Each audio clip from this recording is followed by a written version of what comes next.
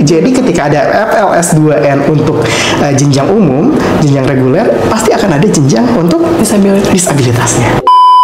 Ketika teman-teman mengagungkan ada yang namanya Olimpiade, ada nggak Olimpiadenya untuk anak disabilitas? Ada. Apa namanya? Olimpiade. Jadi sebetulnya dunia kita tuh punya dunianya sendiri, dan itu membutuhkan siapa? Membutuhkan lulusan-lulusan dari program studi pendidikan khusus.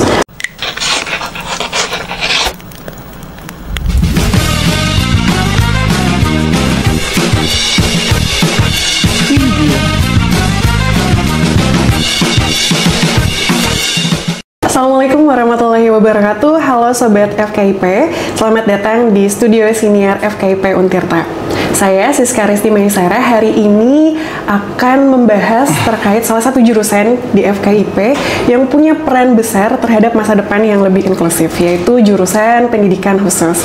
Mungkin Sobat FKIP pernah bertemu dengan teman, dengan saudara, ataupun dengan keluarga yang punya cara belajar yang berbeda, ataupun mungkin penasaran dengan bagaimana sih guru-guru membantu anak-anak atau teman-teman yang berkebutuhan khusus. Dan hari ini terasa sangat spesial karena kita kedatangan langsung ketua dari jurusan pendidikan khusus.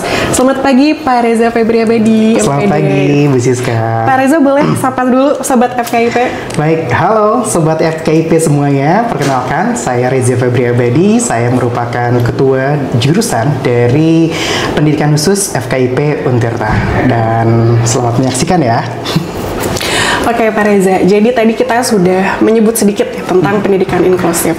Sebelum kita masuk ke pertanyaan terkait jurusan, tentu kita bahas sedikit ya terkait pendidikan inklusif. Jadi pendidikan inklusif itu apa sih Pak Reza? Baik, jadi Bu Siska, sebetulnya pendidikan inklusif itu suatu pendekatan, suatu filosofi, suatu di mana kita itu membuka kesempatan kepada semuanya. Salah satunya adalah rekan-rekan kita yang penyandang disabilitas untuk bisa mendapatkan hak yang sama, baik itu dalam segi pendidikan, baik itu bermasyarakat ataupun semuanya. Jadi betul-betul diharapkan dengan adanya pendidikan inklusi itu semuanya itu setara, sama, tidak dibeda-bedakan ataupun tidak didiskriminasi, seperti itu bisnisnya. Oke, mungkin ini ada sedikit pertanyaan yang di luar konteks ya. Untuk pendidikan inklusif nih Pak, saya sering dengar kalau misalnya PK itu kan nanti bekerjanya di sekolah luar biasa ya. Apa bedanya sekolah luar biasa dengan sekolah inklusif? Baik, kalau sekolah luar biasa atau sekarang juga banyak beberapa dengan ini yang baru, istilah yang baru itu adalah sekolah khusus. Sebetulnya kalau sekolah khusus atau sekolah luar biasa itu memang diperuntukkan untuk teman-teman disabilitas yang memang ingin bersekolah, dan jenjangnya mulai dari jenjang PAUD, pendidikan usia dini, lalu jenjang sekolah dasar, sekolah menengah pertama, juga sekolah menengah atas, seperti itu. Dan itu dalam satu ruang lingkup pendidikan di sekolah tersebut, seperti itu. Nah, sedangkan di sekolah inklusif, walaupun sekarang sebetulnya setiap sekolah harus sudah bisa menerima teman-teman penyandang disabilitas, sebetulnya setelah inklusi sendiri adalah sekolah-sekolah yang memang membuka kesempatan, membuka untuk menerima teman-teman penyandang disabilitas untuk bisa bersekolah di sana. Walaupun sekarang sebenarnya udah wajib semuanya ya. Iya, iya, betul. Hampir semua sekolah tuh didorong ya Pak ya untuk jadi sekolah inklusif. Oke Pak Reza, mungkin kita cerita sedikit nih. Dulu Pak Reza latar belakang pendidikannya itu apa? Baik, latar belakang pendidikan saya, S1 saya itu adalah pendidikan luar biasa, itu di UPI Bandung. Lalu S2-nya adalah pendidikan kebutuhan khusus atau pendidikan khusus di UPI Bandung juga. Jadi memang latar belakang saya, S1 S2 saya memang konsentrasi atau keilmuan saya di bidang pendidikan khusus, seperti itu. Nah, apa sih yang membuat Pak Reza tertarik nih ya masuk ke dunia tadi mungkin pendidikan khusus, dari mulai kuliah sampai sekarang masih istiqomah ya Pak ya? Alhamdulillah. Masih istiqomah. Dan mungkin ini bisa jadi inspirasi bagi teman-teman yang mungkin punya ketertarikan yang sama. Betul, baik. Mungkin saya ingin memberitahu dulu salah satu artikel yang saya baca. Jadi di sana menegaskan bahwa di dalam peraturan presiden nomor 13 kalau tidak salah, 13 tahun 2020 tentang akomodasi yang layak untuk penyandang disabilitas, yang mana diwujudkan juga dalam Permendikbudristek nomor 48 tahun 2023 tentang akomodasi yang layak untuk penyandang disabilitas di semua jenjang pendidikan, mulai dari pendidikan anak usia dini, lalu pendidikan dasar, pendidikan menengah, dan juga pendidikan tinggi. Nah, yang artinya di situ bisa dibilang bahwa setiap jenjang pendidikan itu mengharuskan menerima atau membuat akomodasi yang layak untuk penyandang disabilitas. Nah, lalu dari jumlah total disabilitas dalam artikel tersebut menyebutkan sekitar 128.000 lebih penyandang disabilitas, yang mana setiap kelasnya itu memerlukan sekitar 1:5, di mana satu guru mengajari 5 dari siswa penyandang disabilitas. Kita mempunyai kekurangan guru sekitar 25.000 lebih. Nah, yang artinya bahwa kesempatan untuk menjadi seorang pendidik, apalagi di bidang pendidikan khusus ini, itu sangat terbuka lebar. Dan perlu diketahui lagi juga, Bu Siska, di Provinsi Banten, jurusan pendidikan khusus itu satu-satunya hanya ada di FKIP Untirta.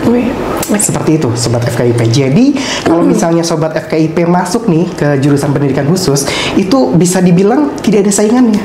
Kenapa? Karena satu-satunya di Provinsi Banten. Dan bahkan, apabila kita nyebutnya di provinsi yang lain, itu paling hanya antara 1 atau 2 prodi saja, seperti itu, yang berada di prodi pendidikan khusus, gitu kan. Jadi, secara persaingan sebetulnya tidak banyak. Dan luar biasanya pula apabila kita berkata di Provinsi Banten, jadi Provinsi Banten itu apabila ada rekan-rekan yang ingin menyelenggarakan atau membuat lembaga pendidikan khusus, sekolah khusus, sekolah luar biasa, itu diharuskan atau diwajibkan mereka memiliki satu orang guru lulusan atau linearitasnya adalah pendidikan khusus. Jadi tidak bisa tuh bikin sembarang sekolah tanpa ada di dalamnya itu ada lulusan pendidikan khusus. Oleh karenanya ini benar-benar kesempatan yang luar biasa bagi teman-teman semua. Oke, nice info ya Sobat FKIP. Oke, Pak Reza, kita masuk nih mulai membahas tentang jurusan PKH FKIP Untirta ya. Kalau kita bicara jurusan, tentunya kita akan membahas terkait visi misi jurusan dan juga tujuan dari jurusan. Mungkin bisa Pak Reza jabarkan terkait visi misi dan tujuan dari jurusan pendidikan khusus di FKIP ini. Baik. Visi sendiri dari jurusan pendidikan khusus FKIP Untirta sendiri sebetulnya adalah mengembangkan ilmu pengetahuan di bidang pendidikan khusus yang berdasarkan kepada UNILD. ULD adalah Universal Learning Design. Learning Design yang menghasilkan lulusan yang berkarakter, unggul, dan berdesain global. Nah, kenapa di situ ada Universal Learning Design? Sebetulnya memang nanti diarahkan ya bahwa teman-teman lulusan nantinya itu mempunyai kapasitas di dalam baik itu menjadi seorang akademisi yang memang mempunyai ilmu pengetahuan dalam bidang pendidikan khusus yang mana bisa diaplikasikan untuk semuanya. Ketika kita bilang untuk semuanya, itu tidak hanya teman-teman reguler, tapi adalah teman-teman disabilitasnya, gitu kan. Jadi itu harus bisa mengakomodir semuanya. Makanya dari WLD itu, gitu kan. Dan lagi mereka dituntut untuk menjadi lulusan yang unggul. Kenapa? Kembali lagi, karena jurusan pendidikan khusus bukanlah jurusan yang mungkin banyak seperti jurusan-jurusan lainnya. Betul-betul sedikit sekali dan lulusannya juga betul-betul dicari sekali. Diserap banyak ya? Diserap banyak, sehingga memerlukan yang namanya kapasitas mereka, kapabilitas mereka, sehingga ketika mereka langsung terjun ke lapangan, baik itu bekerja dan lain halnya, mereka sudah siap. Seperti itu. Oke, terkait kurikulum nih Pak, di jurusan PKH ini ya, kita biasa sebut PKH ya Sobat FKIP. Di PKH sendiri, kurikulum yang diterapkan hari ini itu seperti apa?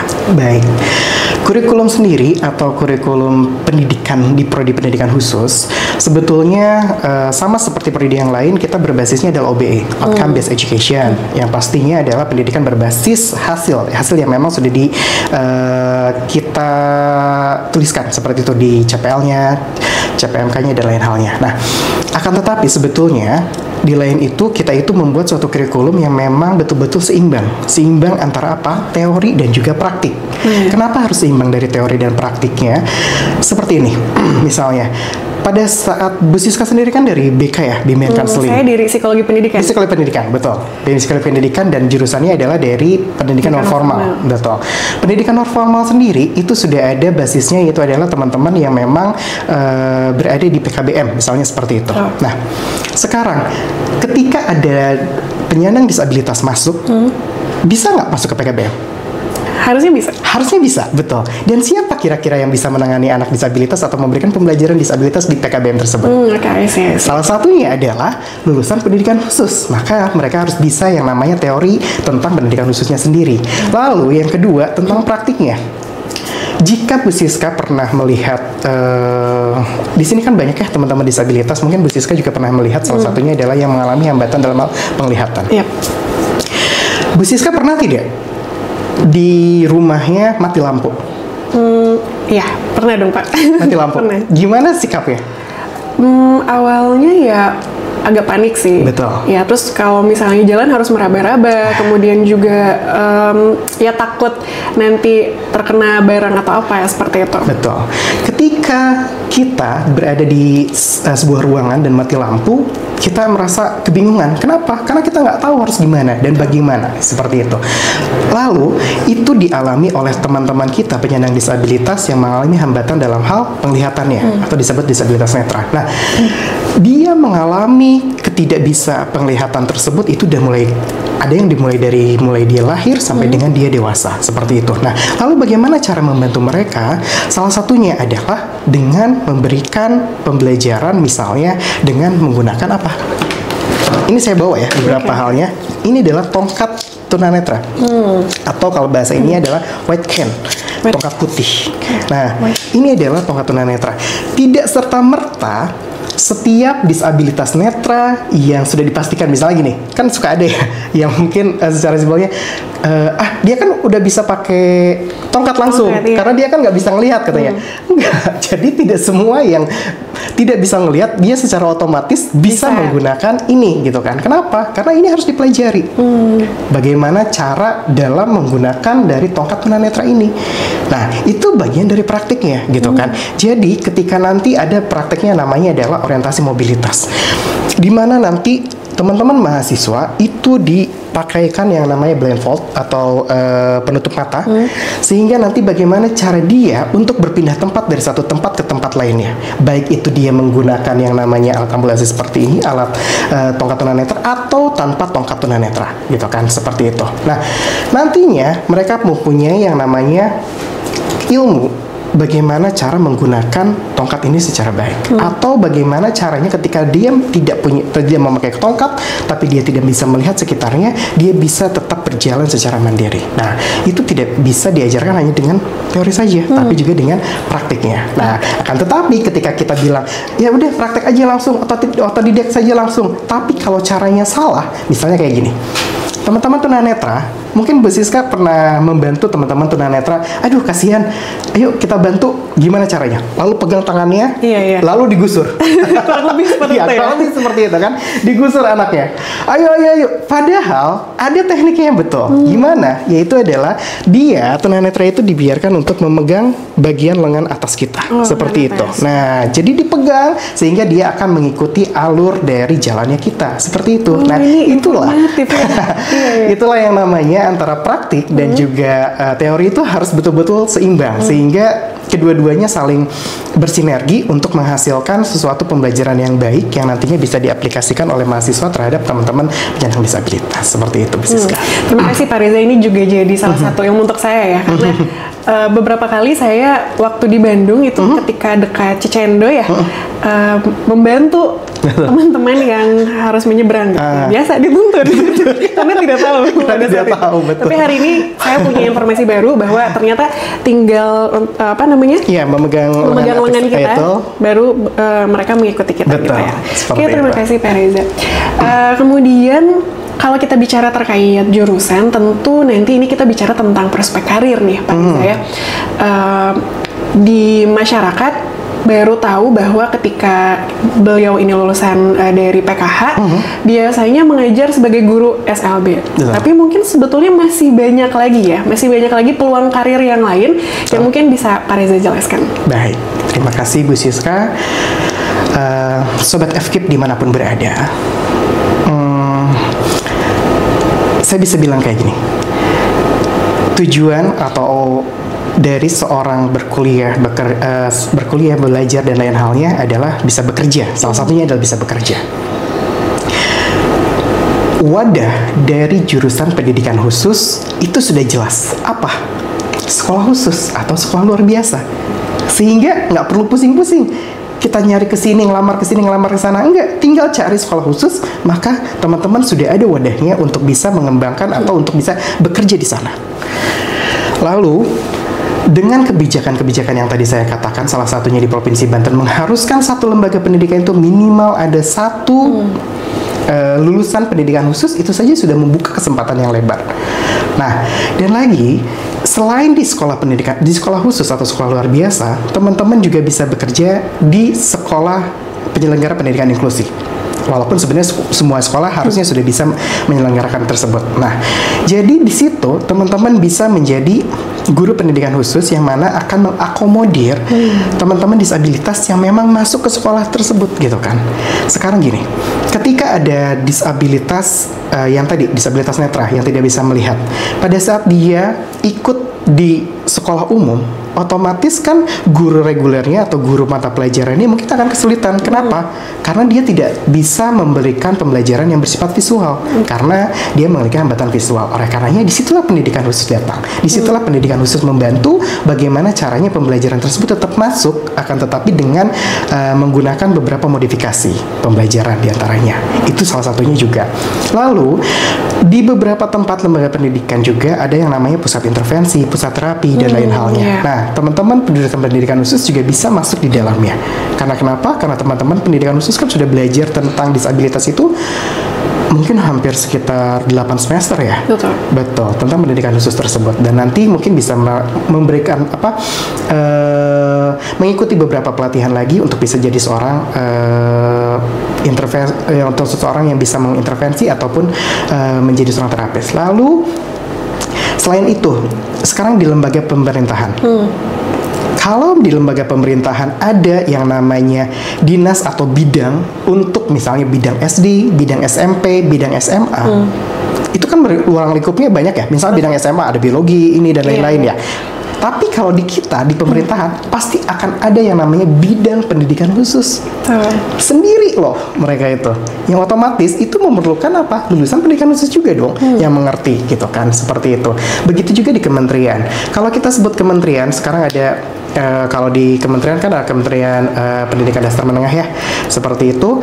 Nah, di sana selain ada direktoratnya, ada juga di sana ada namanya direktorat. Kalau kemarin sebelumnya adalah direktorat PMPK, Pendidikan Masyarakat Pendidikan Khusus. Kalau sekarang di direktorat Pendidikan Vokasi dan Pendidikan Khusus dan Layanan Khusus, seperti itu. Dan mereka punya wadahnya sendiri, gitu kan. Terus juga lomba-lomba. Misalnya, Bu Siksa mungkin pernah dulu ikutan lomba-lomba FLS2N, O2SN, LKSN gitu kan, dan lain halnya. Nah, begitupun di dunianya disabilitas, mereka punya sendiri. Jadi ketika ada FLS2N untuk jenjang umum, jenjang reguler, pasti akan ada jenjang untuk disabilitasnya. Dan yang lebih lagi, ketika teman-teman mengagungkan ada yang namanya Olimpiade, ada nggak olimpiadenya untuk anak disabilitas? Ada. Apa namanya? Paralimpiade, gitu kan? Jadi sebetulnya dunia kita tuh punya dunianya sendiri, dan itu membutuhkan siapa? Membutuhkan lulusan-lulusan dari program studi pendidikan khusus. Luar biasa kan? Bagaimana kebutuhannya, gitu kan? Jadi di setiap bidang yang ada orangnya, pasti akan ada kebutuhan untuk pendidikan khususnya, gitu kan? Seperti itu. Oleh karenanya jangan ragu-ragu, tenang aja, karena pekerjaan itu ada, bahkan sebetulnya asal mau aja, gitu kan? Seperti itu Bu Siska.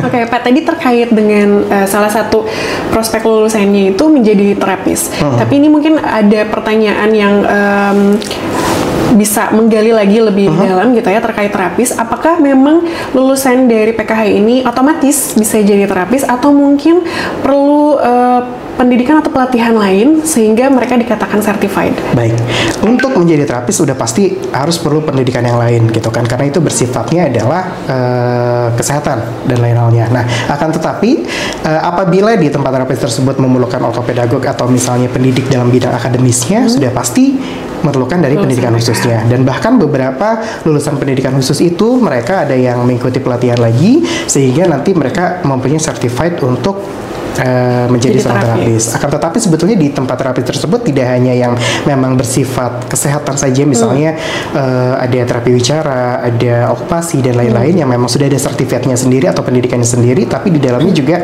ada yang bersifat akademik yang memang di dalamnya udah pasti memerlukan pendidikan khusus. Dan apalagi kan teman-teman lulusan pendidikan khusus mereka sudah betul-betul mempunyai dasar sebagai seseorang yang memang tahu bagaimana cara mengajar dari teman-teman penyandang disabilitas. Oke, terkait karir juga nih Pak.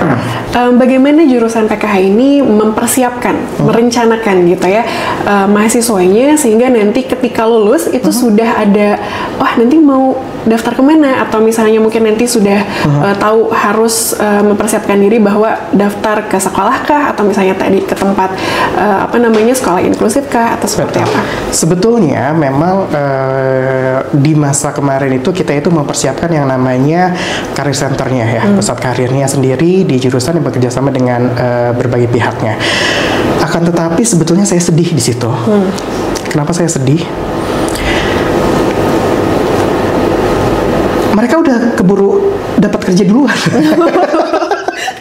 Jadi yang bikin sedih adalah iya, jadi mereka udah dapat kerja duluan gitu bahasanya, seperti itu. Kita kan berharapnya bahwa kita bisa memberikan bekal, salah satunya membuat portofolio atau membuat mereka ingin kemana dan lain halnya seperti itu. Akan tetapi mungkin ini hal yang antara buah si malakama ya, antara baik dan tidak baik. Maksudnya gini, tidak baiknya adalah mereka belum lulus sebetulnya, mereka harus segera menyelesaikan dulu skripsinya. Akan tetapi baiknya adalah mereka itu sudah banyak ditarik oleh para users. Jadi para orang-orang yang memang membutuhkan lulusan pendidikan khusus, mereka tuh udah banyak ditarik banget seperti itu. Bahkan handphone saya tuh tidak henti-hentinya dihubungi, baik itu dari lembaga pendidikan, sekolah dan lain halnya, lembaga pemerintahan untuk Pak Reza, Mas Reza, katanya kami butuh dong lulusan pendidikan khususnya, katanya tuh untuk bisa bekerja di kami, kata kayak gimana dan lain halnya. Saya bilang seperti ini, kalau untuk alumni mungkin akan sulit. Kenapa? Saya bisa yakin bahwa mereka semua sudah bekerja. Akan tetapi mungkin yang masih available adalah teman-teman yang sekarang sedang tahap akhir nih, skripsi dan lain halnya gitu kan. Itu mungkin masih ada, ya udah nggak apa-apa katanya dan lain halnya. Dan bahkan di antara mereka kalau misalnya kita tanya, udah kerja di mana? Oh iya, saya udah kerja, sekarang sedang bekerja di lembaga ini dan lain halnya gitu kan. Dan bahkan itu juga jadi sebuah simalakamanya itu gitu kan, karena mereka udah bekerja, akhirnya skripsinya agak lama gitu kan. Ya itu gitu kan, di lain pihak saya seneng gitu kan, mereka udah bekerja, tapi di lain pihak mereka jadi lama gitu kan. Makanya aduh, jadi ya seperti itu gitu kan. Alhamdulillahnya memang kebanyakan seperti itu. Makanya kalau misalnya kita ngomong indeks kinerja utama atau IQ-nya ya gitu kan, yang mana ada di mana IQ itu mendata berapa lama mereka alumni mendapat pekerjaan. Sebetulnya kita bisa bilang itu 0 bulan gitu kan. Kenapa? Karena mereka itu betul-betul sold out semua gitu kan, asalkan mereka mau. Dan bahkan beberapa alumni itu ya itu mungkin nggak baik ya, pilih-pilih gitu. Jauh katanya nggak mau Pak, di situ katanya tuh saya ini katanya salary-nya kayak gimana dan lain-lain gitu kan. Dan itu hal yang saya senang sebetulnya gitu. Kenapa? Karena memang lulusan pendidikan khusus itu betul-betul diterima gitu kan, dan betul-betul dicari. Dan kami pun dari jurusan juga selalu mengadakan kerjasama, baik itu dengan lembaga sekolah ataupun dengan pemerintah gitu kan. Dan mana di IA-nya tersebut ada klausul yang memang menyatakan bahwa mereka bisa menerima lulusan kita, dan bahkan mereka yang didahulukan gitu kan, untuk menerima lulusan kita gitu kan. Dan untuk sampai sekarang sih kami sangat bersyukur tentang hal tersebut gitu kan. Akan tetapi memang mungkin jurusan pendidikan khusus sendiri belum begitu diketahui oleh masyarakat gitu kan, seperti itu. Karena memang apa sih gitu kan, seperti apa sih kalau bukan saudaranya, orang tuanya atau siapanya berada di circle itu, mungkin tidak terlalu tahu. Tapi kalau misalnya teman-teman dengan melihat podcast ini yang dipandu oleh Bu Siska, mungkin ini menjadi suatu membuka pemikirannya teman-teman, membuka mindsetnya teman-teman bahwa ada loh jurusan pendidikan khusus yang memang kalau secara outputnya ini benar-benar dicari oleh banyak orang, seperti itu. Iya, sobat FKIP, jadi kita mendengar sendiri dari ketua jurusannya bahwa tantangannya sedikit berbeda ya.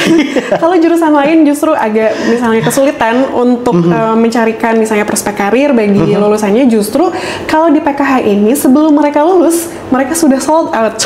Sudah sold out. Jadi justru tantangannya adalah bagaimana supaya mereka tetap bisa menyeimbangkan ya Pak ya. Betul. Menyeimbangkan untuk segera menyelesaikan skripsi dibanding dengan bekerja. Betul. Oke, Pak Riza, untuk hari ini tidak mungkin kita tidak bicara tentang teknologi ya. Karena kita hidup berdampingan, bahkan setiap hari ya menggunakan teknologi, apalagi dituntut untuk bisa menguasai teknologi di era ini gitu ya. Nah, kemudian bagaimana diri jurusan PKH ini menerapkan teknologi untuk mengembangkan kompetensi ataupun membuat sebuah lingkungan pendidikan yang inklusif? Baik, untuk lingkungan yang inklusif sendiri, sebetulnya alhamdulillah, baik itu di fakultas, di universitas, sangat mendukung jurusan kami dengan sangat baik. Untuk di fakultas sendiri, jika Bu Siska lihat bahwa gedung-gedung kita, terutama gedung-gedung yang baru, itu sudah sangat aksesibel gitu kan. Bahkan di beberapa gedung sudah ada bidang miringnya, sudah ada guiding blocknya gitu kan.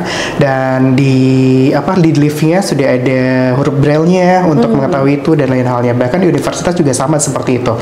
Dan bahkan terakhir di universitas mendapatkan hibah yang namanya bus untuk teman-teman penyandang disabilitas, di mana bus itu kalau misalnya pakai yang menggunakan kursi roda, bus itu jadi kalau biasanya bus itu tinggi kan kita harus agak sedikit naik gitu kan. Kalau ini busnya bisa sedikit enggak, jadi tetap tinggi tapi dia bisa nurun. Otomatis turun. Terus nanti di situ akan ada bidang miringnya kebuka. Nah, salah satunya itu, dan luar biasa sekali kemarin mendapatkan hibah tersebut, dan itu berarti merupakan komitmen yang baik dari universitas bahwa universitas ini benar-benar universitas yang mendukung program inklusi ini gitu kan. Sehingga salah satunya adalah dengan adanya bus ini. Dan juga dengan kalau misalnya Bu Siska lihat juga di beberapa program studi gitu kan, ada teman-teman penyandang disabilitas yang menjadi mahasiswanya. Dan itu sangat baik sekali. Dan bahkan kemarin juga kita mendapatkan beberapa alat dari fakultas. Salah satunya adalah alat-alat seperti ini, mic gitu kan. Kenapa? Salah satunya kalau misalnya teman-teman ada yang namanya disabilitas sensorik ya, dia kan mengalami hambatan dalam hal pendengaran dan juga bicaranya. Otomatis ketika dia mendengarkan bicara, salah satunya adalah selain dia melihat isyarat atau melihat bahasa ujaran kita, dia juga bisa menggunakan aplikasi di handphonenya. Sehingga dengan adanya mic ini itu akan bisa mentranslate ke handphonenya tersebut, seperti itu. Dan itu alhamdulillah juga gitu kan. Kemarin juga kita jadi kita betul-betul menyiapkan dengan baik apa yang memang dibutuhkan oleh mereka. Kalau misalnya di laptop sendiri itu ada yang namanya program seperti JAWS, atau kalau misalnya Bu Siska lihat di beberapa teman-teman disabilitas netra, mereka tetap bisa pakai laptop, akan tetapi ada suaranya muncul. Misalnya nulis Siska, jadinya Siska kayak gitu. Jadinya ada suaranya sehingga mereka bisa mengakses tersebut dengan baik gitu kan. Dan di kita juga ada mata kuliah yang luar biasa juga, yaitu adalah mata kuliahnya salah satunya adalah teknologi asistif. Nah, teknologi asistif sendiri adalah jadi teknologi yang memang diperuntukkan untuk membantu mahasiswa, tidak hanya mahasiswa penyandang disabilitas ya, untuk bisa berkegiatan sehari-hari secara mandiri. Salah satunya adalah ini yang dibawa. Nah, ini adalah karya mahasiswa. Nah, kalau Mbak Siska lihat, Bu Siska lihat, ini adalah apa nih katanya? Cuman seperti ini dan lain halnya. Nah, ini adalah kalau teman-teman lihat kan penyandang disabilitas ada juga yang namanya disabilitas fisik bagian bawah, bagian atasnya, sehingga dia tidak bisa mengetik, misalnya dia tidak punya lengan dua-duanya. Ini adalah keyboard untuk teman-teman disabilitas yang hanya memiliki kaki saja. Gitu. Jadi keyboard ini nanti bisa dikoneksikan dengan laptop ataupun komputer, sehingga nanti dia menggunakannya adalah dengan menekan menggunakan kaki. Seperti itu. Luar biasa, ini keren sekali. Iya, ini hasil karya dari mahasiswa loh, gitu kan. Ini dalam satu semester mereka bisa menghasilkan karya yang luar biasa seperti ini, gitu kan. Keren sekali. Ini karyanya. Ini juga ini apa katanya? Pengen celah dalam bukan? Ini adalah ini apa namanya? Topi kalau misalnya berenang. Oh iya iya. Nah, jadi mahasiswa itu membuat topi berenang buat teman-teman disabilitas netra yang jadi disabilitas netra bukan berarti mereka nggak bisa berenang, mereka bisa berenang juga gitu kan diajarkan. Akan tetapi ketika mendekati tembok kan kita nggak tahu ya, tahu-tahu kejeduk kayak ya. Jangan mereka saya aja kalau misalnya baru itu suka mentok gitu kan. Mereka menciptakan teknologi yang mana ketika nanti ada itu, ini akan berubah menjadi suara yang akhirnya memberikan sinyal ke mereka, oh iya ini tuh harus berhenti loh gitu kan, kayak gitu kan, seperti itu. Nah ini juga hasil karya dari mahasiswa tersebut gitu kan.